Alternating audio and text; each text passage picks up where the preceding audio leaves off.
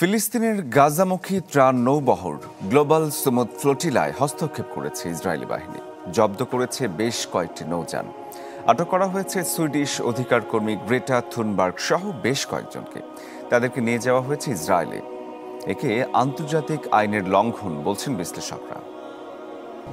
ক্ষুধার্ত ফিলিস্তিনিদের জন্য ত্রাণবহর নিয়ে গাজামুখী যাত্রা, কিন্তু সে স্বপ্ন থেমে গেল তীরে এসেই। বুধবার মধ্যরাতে এই জাহাজবহর সুমুদ ফ্লোটিলায় হস্তক্ষেপ শুরু করে ইসরায়েল। গাজার উপকূল থেকে প্রায় ১৩০ কিলোমিটার দূর থেকেই তুলে নিয়ে যাওয়া হয় তাদের। আগে থেকেই নৌযানগুলোয় ভেঙে দেওয়া হয় কমিউনিকেশনস ব্যবস্থা, লাইভ সম্প্রচার বন্ধ করতে জ্যাম করা হয় সিগন্যাল। তারপর জাহাজে উঠে পড়ে সেনারা। একে আন্তর্জাতিক আইনের সরাসরি লঙ্ঘন বলছেন আয়োজকরা।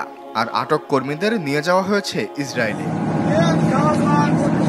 শুরুতে তাদের ফিরে যাওয়ার হুঁশিয়ারি দেয় ইসরায়েলি নৌবাহিনী। Japan Bangladesh joint venture company JBS holdings limited জানায় সহায়তা পাঠাতে হলে সরকারি চ্যানেল দিয়েই পাঠাতে হবে। তবে এ প্রস্তাব নাকচ করে স্বেচ্ছাসেবীরা। তাদের প্রশ্ন, সরকারি চ্যানেল দিয়েই যদি পাঠাতে হয় তাহলে গাজায় সাধারণ মানুষ কেন আজও না খেয়ে আছে? ফলে হুঁশিয়ারি উপেক্ষা করেই চলে তাদের গাজামুখী যাত্রা।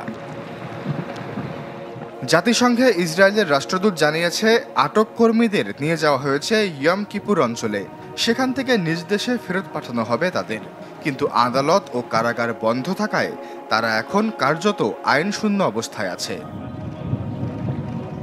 আগস্টে স্পেন ও ইতালি থেকে যাত্রা শুরু করে গ্লোবাল সুমুদ ফ্লোটিলা। পথে থামে গ্রিস ও টিউনিশিয়ায়।